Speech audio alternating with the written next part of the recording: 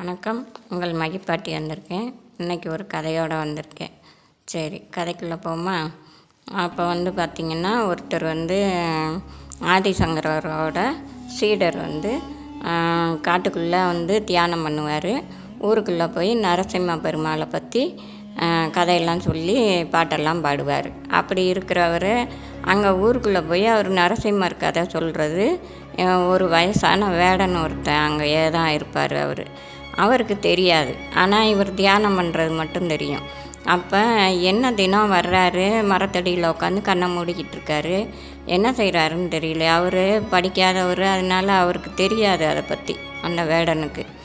அப்படி இருக்கையில் ஒரு நாள் கண்ணு முழிச்சோன்னா கேட்பார், சாமி நீங்கள் என்ன செஞ்சீங்க இப்போ அப்படின்னு கேட்கல.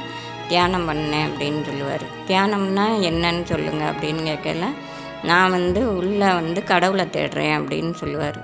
கடவுளை தேடணும்னா கண்ணை முழிச்சுக்கிட்டு காடு மலையெல்லாம் ஏறி போய்த்தானே தேடணும். நீங்கள் ஒரே இடத்துல உட்காந்து கண்ணையும் வேற மூடிக்கிறீங்க, எப்படி உங்களுக்கு கடவுள் தெரிவார் அப்படின்னு அவன் கேட்பான். ஒரு வெகுளித்தனமாக கேட்பார். கேட்டவுடனே இவனுக்கு எப்படி சொல்லி புரிய வைக்கிறதுன்னு தெரியலையே அப்படின்னு சொல்லிட்டு போயிடுவார். மறுநாள் உட்காந்து கண்ணை மூடையுமே சொல்லிடுவான். நீங்கள் எப்படி கண்ணை மூடிக்கிட்டே இருந்தீங்கன்னா கிடைக்க மாட்டார், நீங்கள் சொல்லுங்கள், நான் போய் தேடி கண்டுபிடிச்சி கொண்டு வந்து தரேன் அப்படின்னோடனே அவருக்கு சிரிப்பாக வரும். கடவுளை போய் இவன் தேடி எங்கே கண்டுபிடிக்க போகிறான், சரி என்ன எங்கேயோ நம்மளை விட்டா சரி அப்படின்னு சொல்லிட்டு அவர் எப்படி இருப்பாருன்னு சொல்லுங்கள், நான் போய் தேடி கண்டுபிடிச்சி தரேன் அப்படின்னு சொன்னோடனே அவர் சொல்லுவார், அந்த சீடர் சொல்லுவார், பாதி உருவம் சிங்கமாகவும் பாதி உருவம் மனித வடிவத்துலேயும் இருப்பாங்க, நீ தேடி கண்டுபிடிச்சிட்டு வா அப்படின்னு சொல்லி அனுப்பி விட்ருவார். இவனும் தேடி தேடி தேடி பார்ப்பார். அந்த வயசான வேடரும் நம்ம பார்க்காத மிருகமா அப்படி, ஆனால் இவர் சொல்கிற மாதிரி மிருகத்தை நம்ம பார்க்கல. சரி எப்படியோ அவர் சொன்னால் கரெக்டாக தான் இருக்கும், அதனால் நம்ம தேடுவோம் அப்படின்னு சொல்லி காடு மலை மேடு எல்லாம் தேடுவான். தேடினோடனே அவனுக்கே களைப்பாயிரும். ஒரு வாரம் ஆகும், ஒரு மாதம் ஆகும். தேடுறதை நிப்பாட்டவே மாட்டார். நிப்பாட்டாமல் தேடிக்கிட்டே இருக்கையில ஒரு வயசான அந்தனர் வருவார். என்னப்பா தேடுற அப்படின்னு கேட்கல. நீ ரொம்ப களைப்பாக இருக்கிய, எதுக்கு இங்கே வந்திருக்க அப்படின்னு கேட்கல. நான் இந்த மாதிரி ஒரு மிருகத்தை பார்த்து அதை கொண்டு போய் ஒரு சாமியார்கிட்ட கொடுக்கணும் அப்படின்னு சொன்னோன்னே, அது எந்த மாதிரி மிருகம் அப்படின்னு கேட்கல. பாதி மனுஷன் பாதி சிங்கம் பாதி மனுஷனாக இருப்பாங்க, அந்த மிருகத்தை தான் நான் தேடிக்கிட்டு இருக்கேன் அப்படின்னு சொல்லல. அப்படி ஒரு உருவம் இருக்குன்னு நீ நம்புறியா அப்படின்னோடனே, அவர் பெரிய மகான், அவர் சொன்னால் கரெக்டாக தான் இருக்கும்னு நான் நம்புகிறேன் அப்படின்னு சொன்னோன்னே, அப்போ நீ தேடினா கிடச்சிருமான்னு கேட்பார். கிடச்சிரும், நான் கிடைக்கலைன்னா இந்த இடத்துல உயிரை விட்டுருவேன், அவர் மூஞ்சில் இனிமேல் போய் முழிக்க மாட்டேன் அப்படின்னு சொன்னோன்னே, அவனுடைய உறுதித்தனம் பார்த்து இவரே அந்த உருவமாக மாறிடுவார். பெருமாள் தான் அந்தனராக வந்திருப்பார்.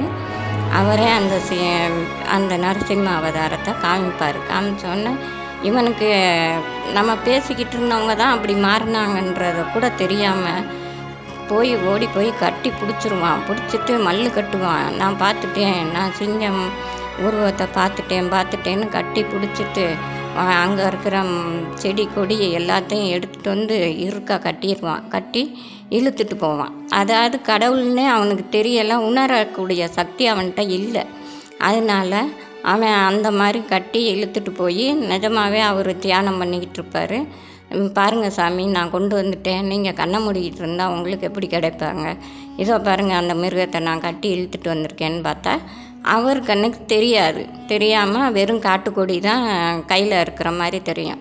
தெரிஞ்சவுடனே கொஞ்சம் நேரம் யோசிப்பார். யோசித்தோடனே ஒரு வேளை நரசிம்மர் இவன் கண்ணுக்கு தெரிகிறாரோ அப்படின்னு சொல்லிட்டு அவரே நல்லா கேட்பார், நீ கொண்டு வந்த உருவம் எப்படி இருக்குன்னு சொல்லு அப்படின்னோடனே அந்த உருவத்தோடைய வடிவத்தை நல்லா அவர்கிட்ட சொல்லுவான். சொன்னோன்னே இந்த மாதிரி இருக்குது, இப்படி சிங்க முகம் இருக்குது, மனித உருவம் இருக்குது, கையெல்லாம் சிங்கம் கால் மாதிரி இருக்குது அப்படின்னு ஒவ்வொரு உருவமாக சொல்லையும் அந்த வேடனோட காலில் இவரே விழுந்துருவார். நான் எவ்வளோ நாள் தியானம் பண்ணி உள்ளே தேடிக்கிட்டு இருக்கேன் என் மனசுக்குள்ளே, ஆனால் நீ கட்டியே இழுத்துட்டு வந்துட்டியப்பா, முன்ன மாதிரி பெரிய ஆள் இந்த உலகத்துலேயே இல்லை, கடவுள் உன் கண்ணுக்கு தெரிஞ்சிருக்காரு, ஆனால் எனக்கு இன்னுமே தெரியலை அப்படின்னு சொல்லி அழுவார். அழுதவுடனே நரசிம்மன் அவங்க கண்ணுக்கும் தெரிஞ்சு அருள் புரிவாராம். அப்போ நம்பிக்கையோடு நம்ம எது செஞ்சாலும் வெற்றி கிடைக்குங்கிறது தான் இந்த கதையோட அர்த்தம். சரி, இன்னைக்கு போயிட்டு நாளைக்கு வரேன். உங்கள் மதிப்பாட்டி.